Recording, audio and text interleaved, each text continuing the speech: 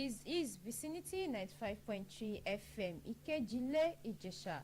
The time is 6 o'clock. I am Aisha Ibrahim with News Nationwide. First, the headlines. Federal government reiterates commitment to rescue remaining Chibok girls. Osun Governor hails passage of Osun Electricity Bill.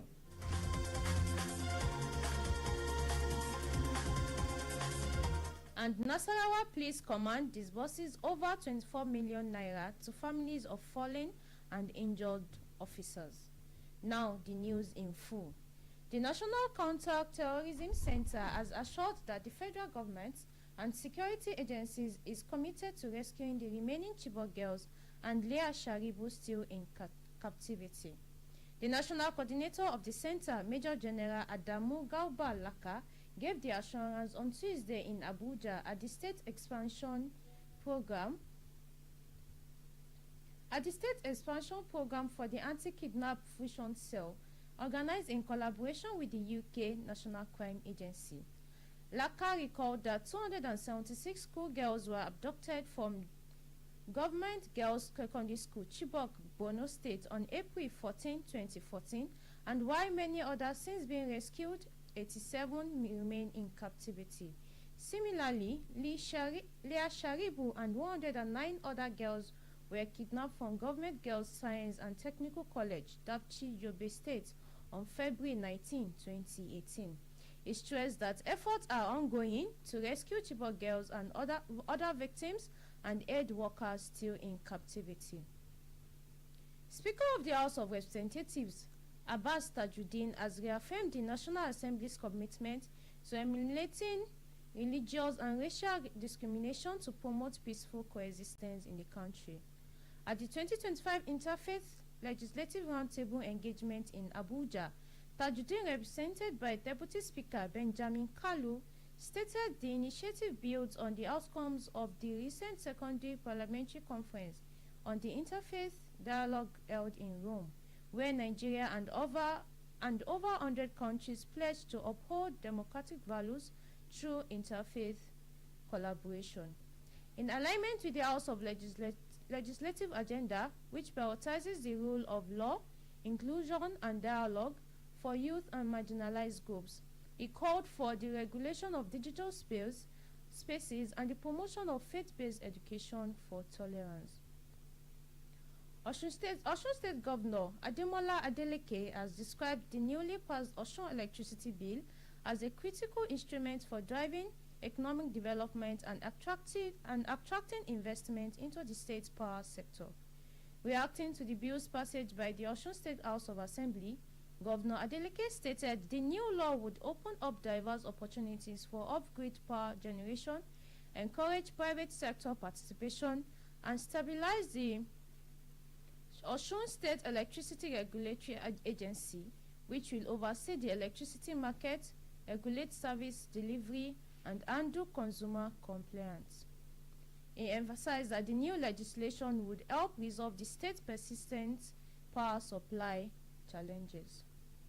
Nasarawa State Police Command has disbursed over 24 million naira to families of police officers who died and were injured while serving the state.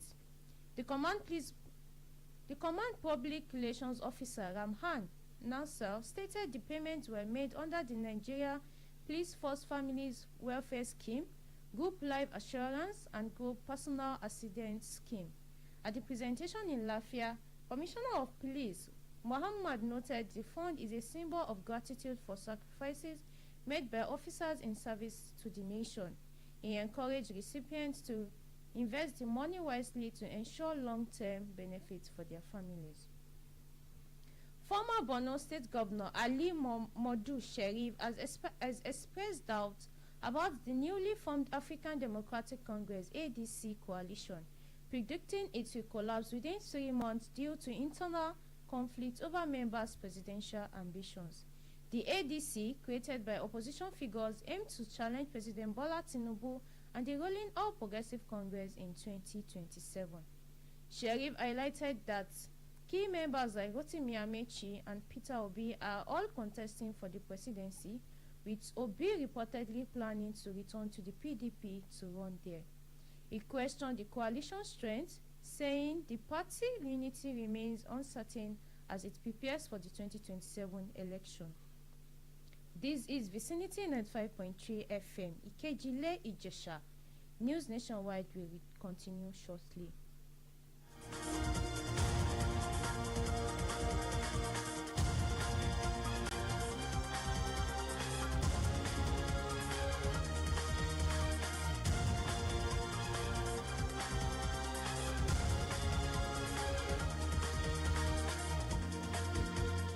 Thanks for staying tuned. For news updates and live streaming, visit our website at vicinity953fm.com.ng.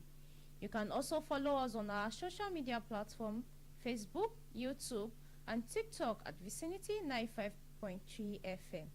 For breaking news around you, send us an email at vicinitynewsroom@gmail.com or call 081 4365 8302. Now, the rest of the news. Ogun State Ijebu-Ode communities in Ogun State are set to observe a 7-day daily midnight curfew as part of the annual Oro Festival beginning July 30 to August 5. The curfew, which will run daily from 12 o'clock a.m. to 4 a.m., was made known by the chairman of Ijebu-Ode local government area, Dare Alebioshu.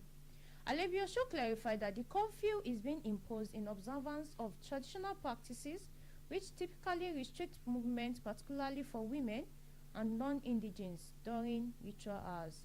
Authorities urged residents to comply with the curfew to avoid disruption and ensure the peaceful conduct of the festival. Kwara State Police Command has arrested more than 20 suspected bandits in a major breakthrough aimed at restoring peace to communities affected by recent attacks across the state. The arrest is part of intensified anti-banditry operations in the country's northwest and north-central regions, following a wave of violence linked to criminal elements who had fled military pressure in the neighboring states and taken refuge in Kwara Forest in the Kanji National Park. Commissioner of Police Adekimi Ojo disclosed in Ilorin that the suspects have been transferred to Abuja for further investigation. He credited the success to a combination of local intelligence, tactical surveillance, and interagency collaboration.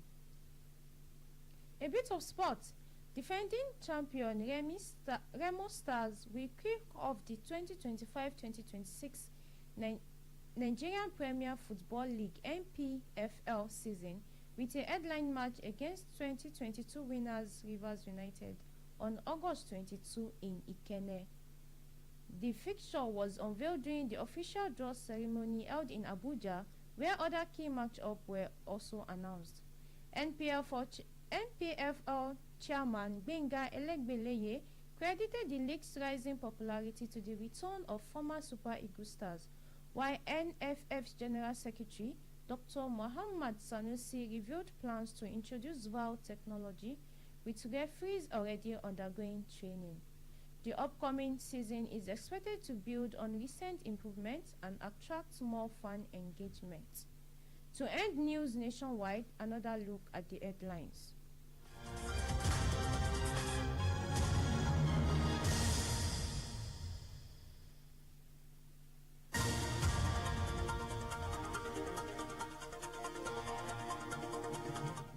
The National Counter-Terrorism Center (NCTC) has assured that the federal government and the security agencies remain committed to rescuing the remaining Chibok girls and Leah Sharibu still in captivity.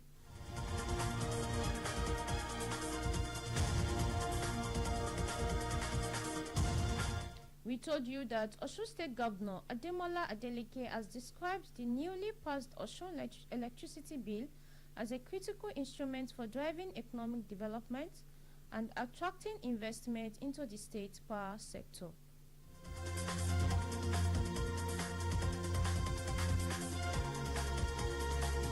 Lastly, you heard the Nasarawa State Police Command has disbursed over 24 million naira to families of police officers who died or were injured while serving.